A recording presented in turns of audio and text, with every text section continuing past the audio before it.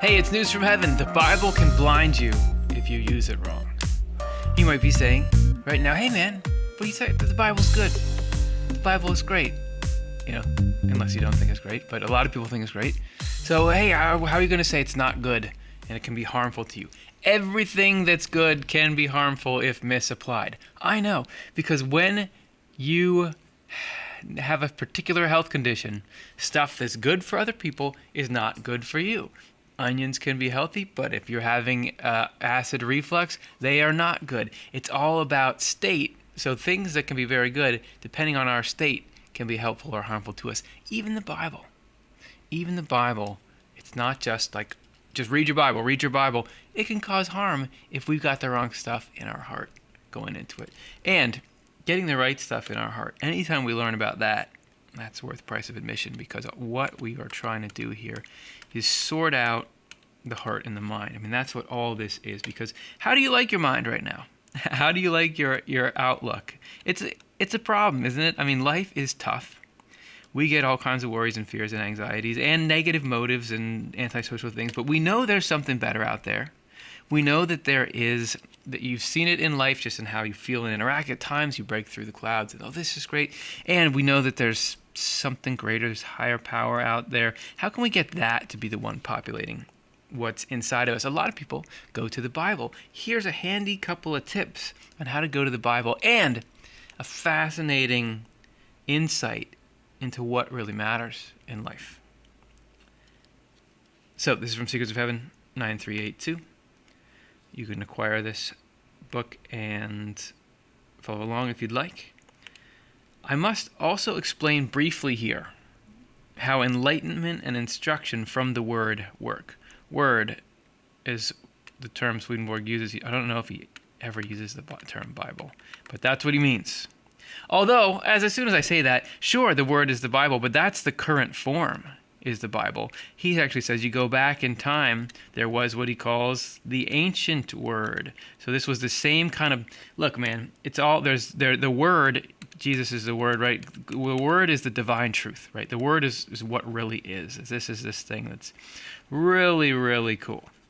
And it takes whatever form is necessary, whatever form we need to have here to currently serve the human race in a particular way, right? But this same truth that's currently locked up in the correspondences of the Bible, there used to be a different text that Swedenborg said performed that function.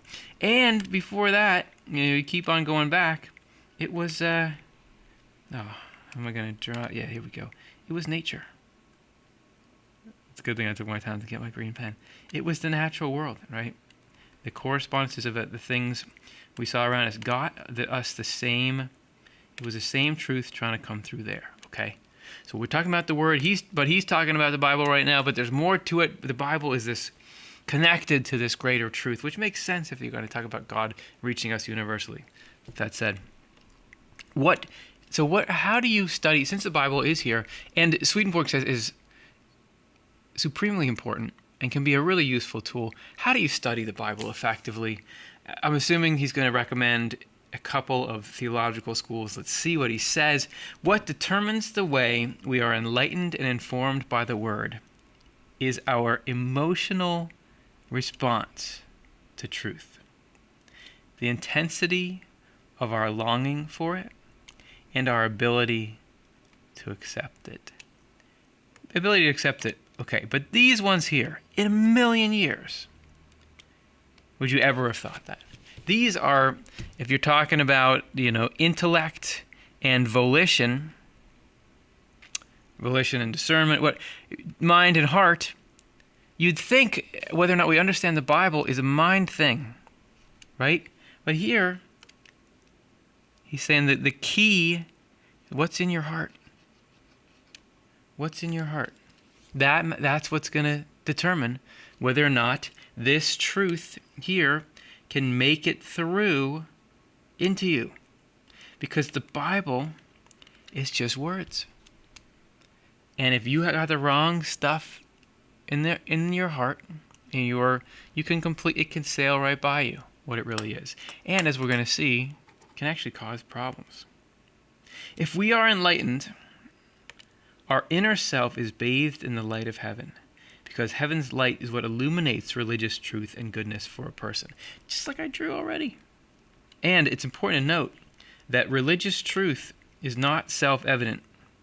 Religious truth needs to be illuminated. Oh yeah, right, same color. That the concept is there, but you don't really get it. And this is the same way that all truth works. I feel like the only analogy I can ever think of is basketball. So I'll do it again. You can read a little thing on to dribble, figure one, to dribble a ball, the player pushes his hand up and down, his or her hand up and down as the ball, and then, okay, you can read that, but you have to go and experience it to really get it and start to get the rhythms of it and everything like that. So you have to have this illumination. So that example can apply across all things. The religious truth needs to be illuminated. It doesn't just stand, like I read it, there it is right there. We have to agree on it. You can't necessarily say you get the feel of dribbling if you haven't dribbled. And goodness for a person. So religious truth and religious goodness, which would be the actions coming out of that. So heaven's light has got to illuminate that. When we have this kind of enlightenment, we understand the word according to its inner depths. So we create a theology for ourselves out of the word and use the literal meaning to illustrate that theology. The text of the Bible is a very difficult thing to say, well, I'm going to live my life by the Bible. Okay, go ahead. So what are you going to do? When it rains, gather 2 of every animal? There's a lot of stuff in there. Or how are you going to live the genealogy passages where it's so-and-so begat, begat, begat, begat, begat? What is it? What's it talking about and how is it used? So if there is within it these inner truths, right? We have to, based on a conversation that happens between us and the Lord, you've got God. Yeah, we're the same size as God, I guess. There's a little connection here that God is slipping little truths into your heart and mind that you get in a particular way. This is the direct connection. This is the Son coming in. God is populating us with these little bits of it. And as we absorb truths, let's say this is the Bible. Let's say that's what we're going to, right? As we absorb these truths, or, factually in our mind, I guess we got to make them not the color of negativity, right? As we absorb these things factually in our mind, God is marrying those to bits of goodness and to sort of inner truth. And from there, we're creating what Swedenborg describes here as we have an inner theology. This is like what you really get. I'll just make it the same colors as the truths. This is what you really get. Yeah, there's your faith. This is what you really get, you really understand. And this is what's really helping you. So we have a theology in there for ourselves, and we use the literal meaning to illustrate this. So you've got a code of life in here, and you point that out to, isn't that just like what Jesus did or said? Or isn't that just like what happened with Noah? But nobody can live their life by the actual literal stories, because the literal stories are stories about other people a long time ago. You can try to pull little lessons out of there, but this is a function of this connection here. However, if we are unmoved by beneficial truth, and therefore have no desire to grow in wisdom, we are more blind than enlightened. There's the word blinding us when reading the word, because we do not have the use of heaven's light. And look at what the qualifications are. It's not that if we're unmoved by truth. It's about beneficial truth. Truth that can help. And no desire to grow in wisdom. And Swedenborg is clear in many places that wisdom is application to life. So it's not about, I want to go in there and really understand this well so I can crush it at the debates. This is about applying to life. We do not have use of heaven's light. Heaven's light only is rationed out to intent to help. By the light of the material world, worldly light as it is called, the only kinds of ideas we see are those that conform with a worldly viewpoint. So the illusions to which the outer senses fall prey lead us to seize on falsities, which look true to us. So actually, you can be reading the Bible and be inundating yourself with falsities.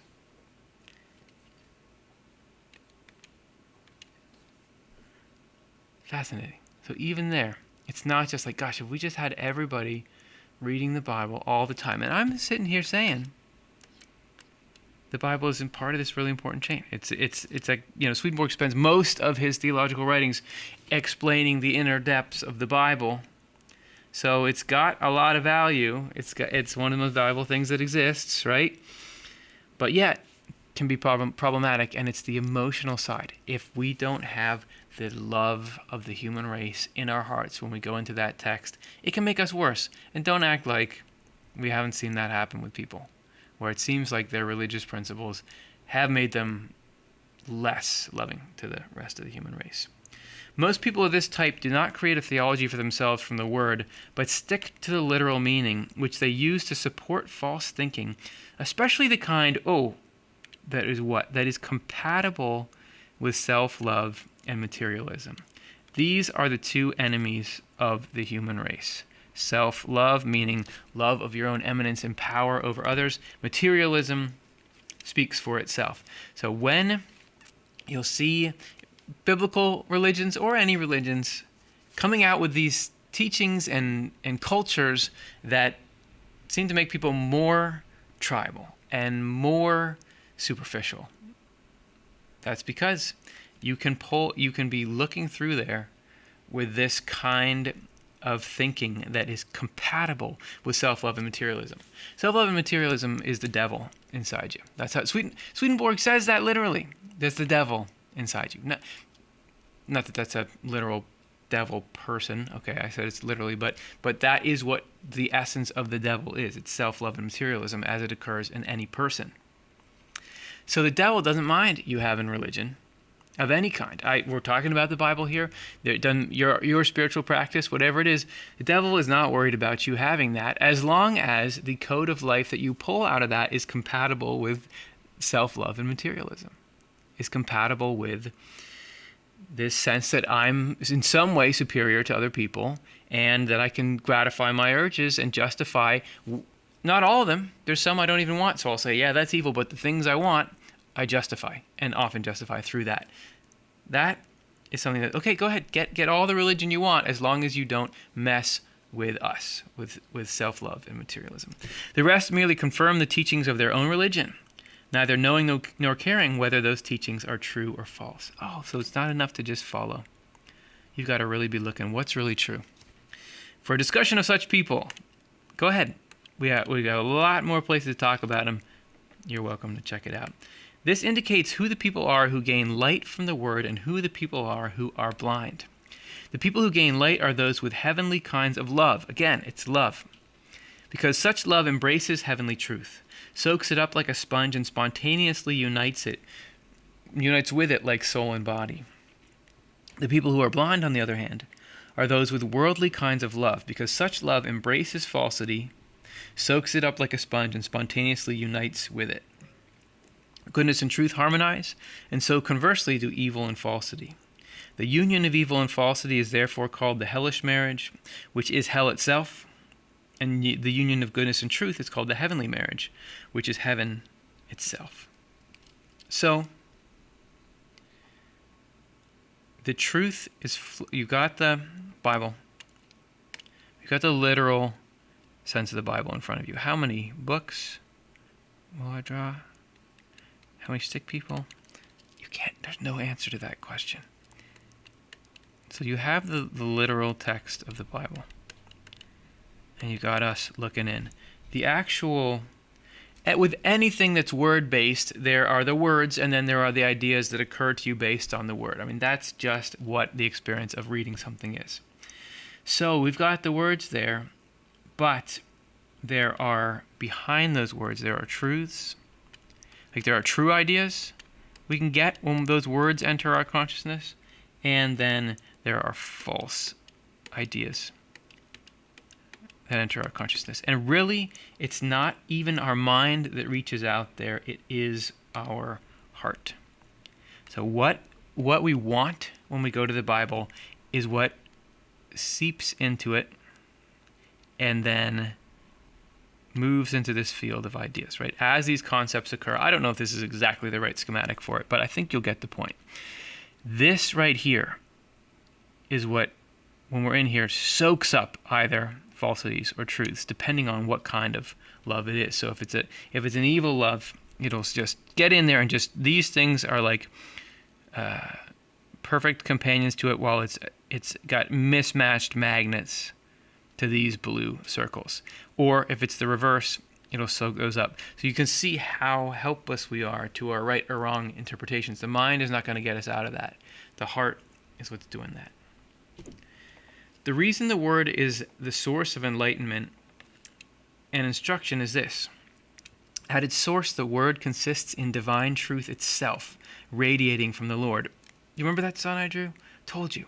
As it descends into the world, it adapts to all the heavens. This is why people on earth who possess heavenly love are united with heaven through the word when they read it, even through heaven with the Lord, and through heaven with the Lord. Enlightenment and instruction result. So when I was drawing this picture, we've got this sun going down into the Bible, into the human race. But really, there's heavens here. There's divine truth. There's all these heavens as well. And they've got their own version of the word in those heavens. So it's already come through here, and we get to be part of this chain if we have the same love in our hearts that heaven does. If not, we commune more with hell. Not so when people on earth who possess a worldly kind of love read the word. They form no bond with heaven, so they do not receive enlightenment or instruction. For the idea that the word is what unites heaven and the world is one, and consequently the Lord and the human race is one, see these numbers. Anticlimactic, ended on a technicality and on a downer about the people who don't read it right and don't have it. Well, the good news is all of us have been those people, whether you've read the Bible or not. When you're going towards your sense of instruction, when you're approaching life, you may have had this sense, I want to do this to help people, or I don't. We can all make that switch. We can say, look, I want to do what's good. I want to love people. I want to change myself. I want to get out there and be the kind of person that I'm glad that other people are when they help me, when I can trust them. So if we do that, we can wade into this really intense text of the Bible and connect right through it to this divine truth. And it can become this thing that's really useful. If you have had trouble getting any kind of harmony with the Bible, maybe that equips you. You think, all right, when I open these pages, I'm not here to sort of find out does God love people or not. Love is good. How is this? I have confidence that this is showing me love. Okay, where is it? And Jesus is already saying the whole word hangs on love God and love the neighbor, right? So we're not just making that up. So how can we get in there, find that love of God and love of the neighbor, get that personal theology, have that be the thing that connects us with heaven, and the next person that you hang out with is going to say, man, I'm so glad I hang out with them. It's like I was hanging out with a little heavenly person. That's the news from heaven. Did I already say that? That's the news from heaven. It's the news from heaven. Thank you for watching. This has been super fun. I love getting to dig farther into this stuff with you. Hope you enjoyed it as well. If you're enjoying this program or the channel, please go to OTLE.cosvox.com. We're not for profit. If you do that, we continue. If you don't do that, we die. Not to make it sound dramatic. Thanks so much. Hope that you take this idea of the love driving the connection with the word out into the world. Use that to approach the Bible, approach other things in life, and let that yellow light that I drew shine in. See ya.